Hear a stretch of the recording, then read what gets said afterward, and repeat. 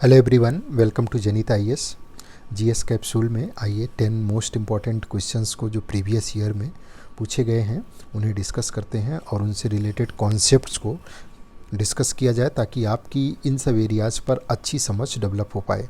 पहला क्वेश्चन है जो 2016 के प्रीलिम्स में और 2020 के यूपी पीसीएस प्रीलिम्स में पूछा गया है।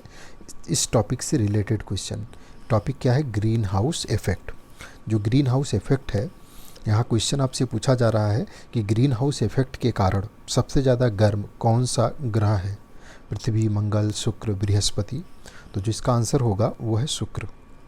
शुक्र जो है वो ग्रीन हाउस इफेक्ट के कारण जितने भी सौरमंडल के ग्रह हैं उसमें ये सबसे ज़्यादा गर्म है। रीजन क्या है इसके पीछे? तो समझिएगा, जो वीनस है इसका वायुमंडल कार्बन डाइऑक्साइड से बना हुआ है और कार्बन डाइऑक्साइड अपने आप में एक बहुत प्रभावशाली ग्रीन हाउस गैस है। ये करती क्या है कि सूर्य से आने वाली जो भी प्रकाश की किरणें हैं उनके लिए पारदर्शी होती है और जब वो धरातल को गर्म कर देते हैं और रिफ्लेक्ट होकर के रिफ्लेक्शन वाली रेज बाहर निकलना चाहती है तो उसको वापस जाने नहीं देते, उसके लिए अपारदर्शी हो जाती है और ऐसे में फिर उसका टेम्परेचर बढ़ जाता है। उसके अलावा शुक्र ग्रह पे सल्फ्यूरिक एसिड की बहुत मोटी परत भी पाई जाती है जो ऊष्मा को बाहर निकलने नहीं देती। इस कारण से जो शुक्र ग्रह का तापमान है वो 464 डिग्री सेल्सियस तक पहुंच जाता है, जो कि बुध ग्रह से भी ज़्यादा है।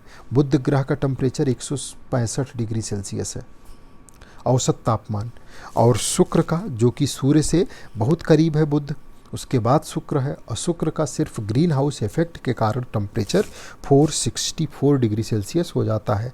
इसका एग्जाम्पल, बेहतरीन एग्जाम्पल आप महसूस कर सकते हैं अपनी धूप में खड़ी कार के अंदर प्रवेश करके। धूप में कार अगर घंटे भर खड़ी है, आप उसके अंदर जाएंगे तो बाहर और अंदर के टेम्परेचर में काफ़ी डिफरेंस पाएंगे, क्योंकि अगर कार को धूप में रखा गया है, सारे शीशे बंद हैं, तो ग्रीन हाउस प्रभाव के कारण उसका टेम्परेचर बहुत हाई हो जाता है।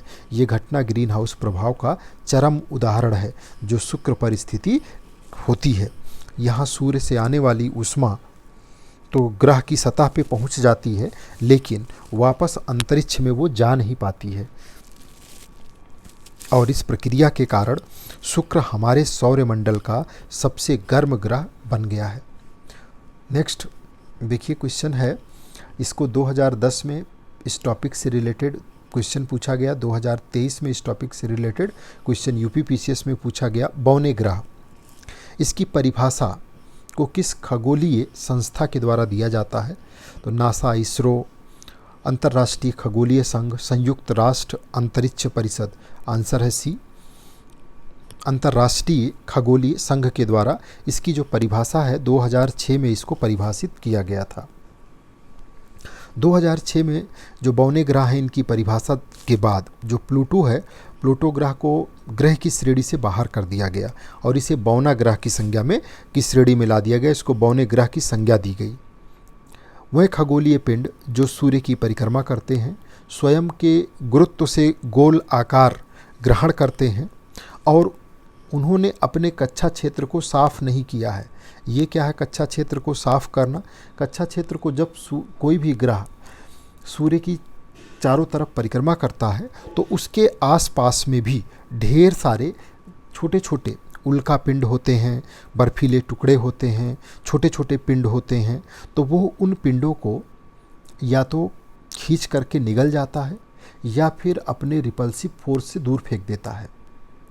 और अगर कोई ग्रह ऐसा कर रहा है तो वो ग्रह है, यानी कि उसके पास इतना आकर्षण बल हो कि वो अपने आकर्षण बल से छोटे छोटे पिंडों को खींच करके अपने में समाहित कर ले, यानी कि उन्हें निगल जाए, या फिर उसके अंदर इतना प्रतिकर्षण बल हो कि सामने वाला ग्रह उसके प्रतिकर्षण के कारण उससे काफ़ी दूर चला जाए, तो वो ग्रह कहलाएगा। यानी ग्रह होने के लिए 3 शर्तें हैं। पहली शर्त क्या है कि कोई भी ग्रह अगर पूर्ण ग्रह है तो उसके लिए फर्स्ट है कि वो गुरुत्वाकर्षण बल से गोल आकार ले लिया हो, अपने गुरुत्वाकर्षण बल से उसने गोल आकार ले लिया हो, ये पहली शर्त है। दूसरी शर्त ये होती है कि वो सूर्य की परिक्रमा कर रहा हो, और तीसरी वाली शर्त होती है कि वो अपने रास्ते का बॉस बन गया हो। अपने रास्ते का बॉस बनने का मतलब कि छोटे छोटे जो भी उल्का पिंड हैं जो बर्फीले टुकड़े हैं या फिर अन्य तरीके के पिंड हैं, उन सब को खींच करके निगल लिया हो या फिर उन्हें दूर फेंक दिया हो, यानी अपने रास्ते का बॉस बन गया हो। और जो पहली शर्त पूरी करें, यानी कि गुरुत्वाकर्षण के कारण अपने गोल हो गए हैं, दूसरा सूर्य की परिक्रमा कर रहे हैं, लेकिन तीसरा अपने रास्ते को साफ नहीं कर पा रहे हैं, यानी कि उनके पास इतना आकर्षण बल नहीं है, इतना प्रतिकर्षण बल नहीं है कि वो अपने आसपास के ग्रहों को अपने रास्ते से हटा सकें, तो उन्हें क्या कहा जाता है? उन्हें नाम दे दिया जाता है बौनाग्रह। IAU की इस नई परिभाषा के अनुसार कौन कौन से हैं, इसे ध्यान रखना है। प्लूटो, एरिस, हाउमिया, उसके अलावा मौके और सेरेस, इन सब को बौनाग्रह माना गया है। नेक्स्ट क्वेश्चन देखिए, इससे रिलेटेड क्वेश्चन 2021 के UPPCS में, 2017 के IAS प्रीलिम्स में और अनेक एग्जामों में आर्टिकल 29 से रिलेटेड क्वेश्चन पूछा ही जाता है। मूल अधिकारों से क्वेश्चन एग्जाम में आता ही आता है, और जिसमें आर्टिकल 29 से रिलेटेड देखिए यहाँ पे प्रश्न क्या है कि के अंतर्गत प्रदत्त स्वतंत्रता का प्रकार क्या है, किस प्रकार की स्वतंत्रता है, विधिक है, सामाजिक है, नागरिक है या राजनैतिक है? आंसर होगा ये नागरिक स्वतंत्रता है। आर्टिकल 19 वाक और अभिव्यक्ति की स्वतंत्रता की बात करता है, और इसके अंतर्गत जो स्वतंत्रता दी गई है ये नागरिक स्वतंत्रता है। इसमें कौन कौन सी स्वतंत्रताओं को शामिल किया गया है? तो 6 प्रकार की स्वतंत्रताएं शामिल हैं।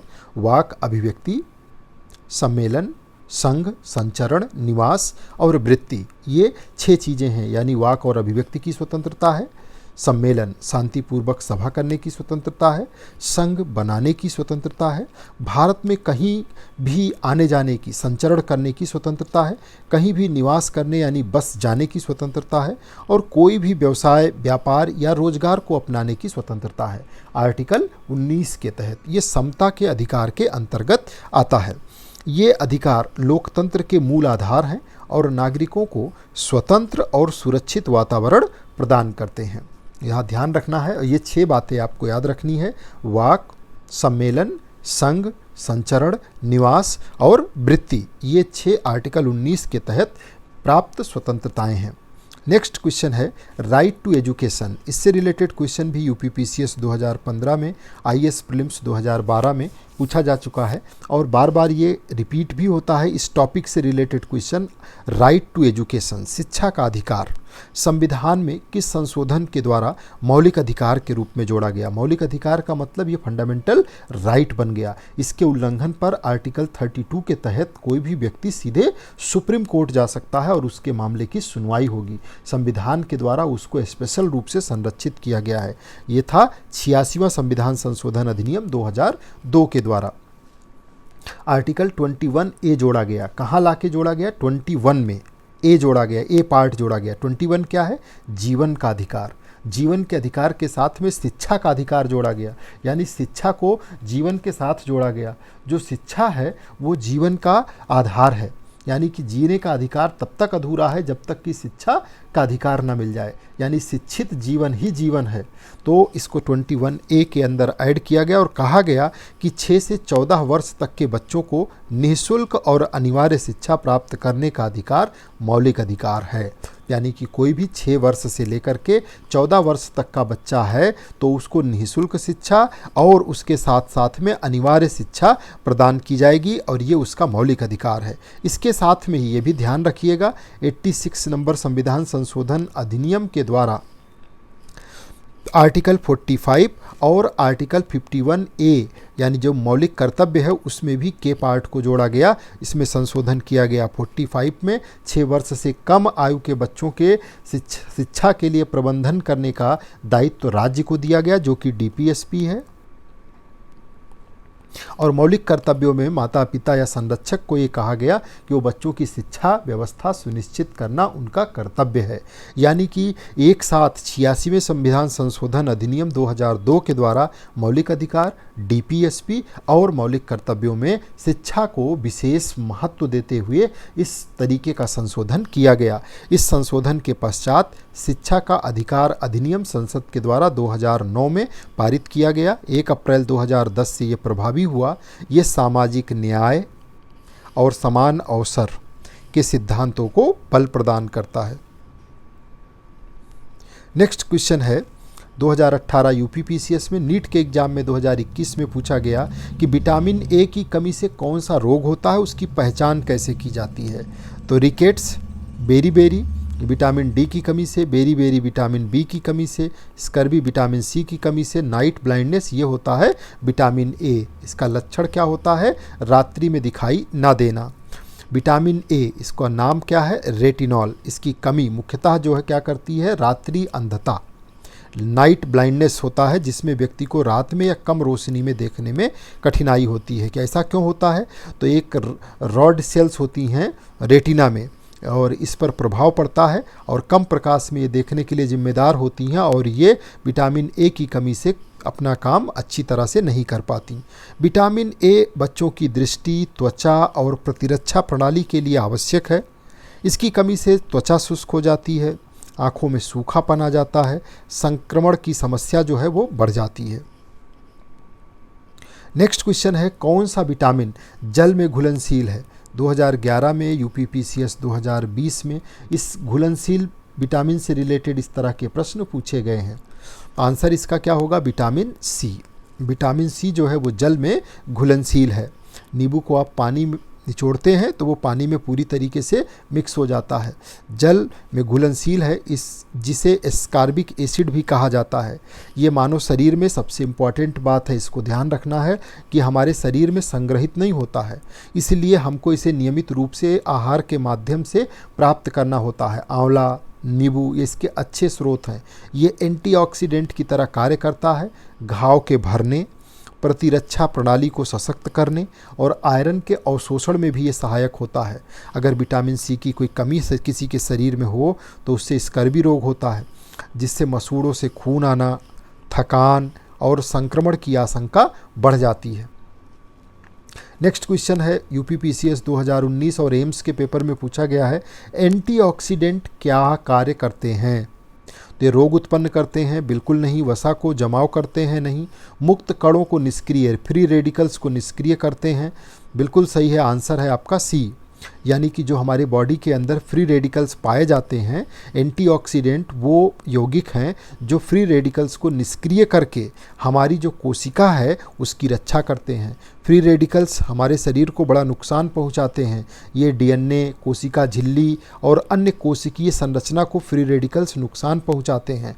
इन्हीं फ्री रेडिकल्स की वजह से हमारे शरीर में कैंसर जैसी बीमारी, बुढ़ापा जैसी असमय बुढ़ापा की स्थिति, हृदय रोग जैसी समस्याएं उत्पन्न होती हैं। तो इन फ्री रेडिकल्स को न्यूट्रलाइज करने के लिए vitamin C, vitamin E, beta carotene यानी कि विटामिन ए जैसे पोषक तत्व प्राकृतिक एंटीऑक्सीडेंट के रूप में होते हैं। विटामिन सी आंवला है, नींबू है। विटामिन ई की अगर बात करें तो बादाम इसका एक अच्छा स्रोत माना जाता है जो हमें यहाँ से प्राप्त हो सकता है। उसके अलावा अगर बीटा कैरोटीन की बात की जाए तो बीटा कैरोटीन के अंतर्गत आता है प्रोविटामिन ए, जिसमें विटामिन ए के ढेर सारे एलिमेंट्स प्राप्त हो जाते हैं हमें। विटामिन ए गाजर है और ये जैसे पोषक तत्व हैं जो हमें एंटीऑक्सीडेंट, इनके सेवन से शरीर में रोग प्रतिरोधक क्षमता बढ़ती है। इसीलिए कहा जाता है कि डेली अगर हम एक सेब खाते हैं तो सेब के अंदर हमें ये एंटीऑक्सीडेंट भरपूर मात्रा में मिलते हैं और वो हमारे शरीर के अंदर जो फ्री रेडिकल्स हैं उनको न्यूट्रलाइज करने में काफ़ी हेल्प करता है। नेक्स्ट क्वेश्चन देखिए, दूध में कौन सा प्रोटीन पाया जाता है। तो दूध में पाया जाता है केसीन। 80% दूध में केसीन प्रोटीन होता है। इसकी मात्रा, ये भी कई बार प्रश्न इससे रिलेटेड एग्जाम में पूछा गया है। देखिए सारे कुछ प्रश्नों के, कई प्रश्नों का इस केसीन के बारे में कई बार प्रश्नों में रहा है। कुल प्रोटीन का 80% भाग इसी का होता है।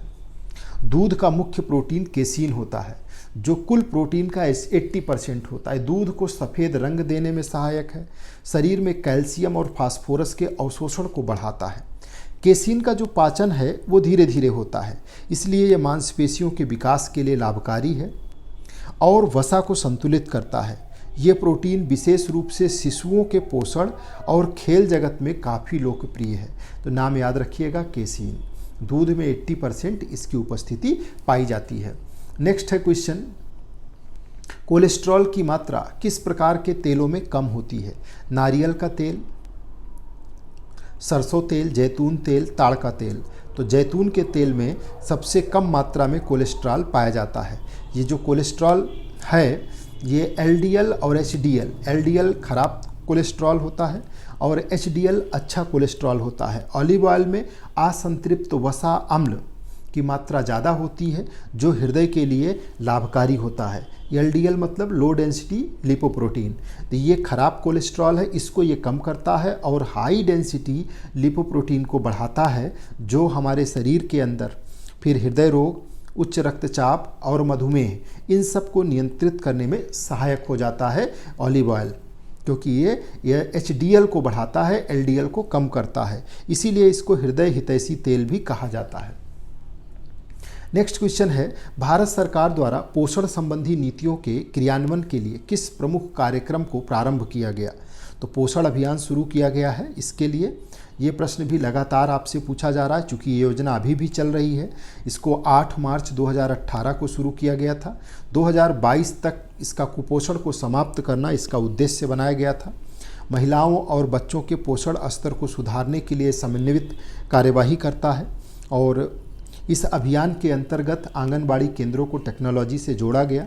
अभी इसका पोषण मिशन 2.0 यानी कि पहला 2022 तक था, उसके बाद इसको फिर से जोर शोर तरीके से दूसरे पोषण मिशन 2 आंगनबाड़ी से जोड़ करके इसको चलाया जा रहा है। सक्षम आंगनबाड़ी पोषण मिशन 2 के नाम से अब ये योजना चल रही है। इसके लिए अलग अलग ऐप, मॉनिटरिंग सिस्टम और कुपोषण को समाप्त करना, बच्चों के स्वास्थ्य को लेकर के, महिलाओं के स्वास्थ्य को लेकर के ये भारत में व्यापक स्तर पर सराहनीय कदम है सरकार का जो किया जा रहा है।